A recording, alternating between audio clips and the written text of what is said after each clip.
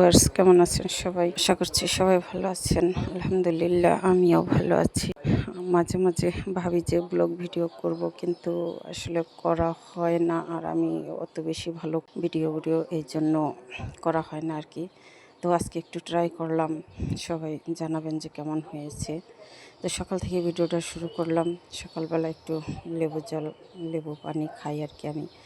তো ওটা খেয়েই তারপরে চলে গেলাম। আমার একটা মরিচ গাছ আছে, একটা না কয়েকটাই আছে, সেখান থেকে 2-4টা মরিচ তুলে আনলাম। গাছটাও সুন্দর হয়েছে, কেমন জানাবেন। তারপরেই তো সকালবেলা নাস্তা তৈরি করেছিলাম, সেগুলো আর ক্লিপ নেওয়া হয় নাই। খিচুড়ি ভাত, তো সেগুলো খেয়ে ঠেয়ে তারপরে দুপুরবেলায় যে আমাদের গাছের কাঁঠালটা অনেক সুন্দর, খুবই মিষ্টি।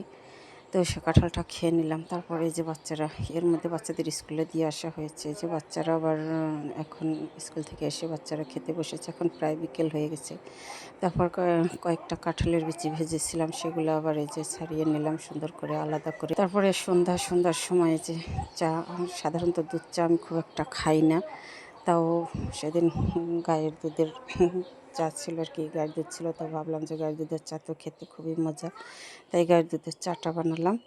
তারপরে এই যে কাঁঠালের ভাজা, তারপরে চাল ভাজা, জিরা ভাজা একসাথে মিলিয়ে সুন্দর একটা মুখরোচক খাবার তৈরি করেছিলাম। যাই হোক, আজকে ভিডিওটা এই পর্যন্ত শেষ করছি। আল্লাহ হাফেজ।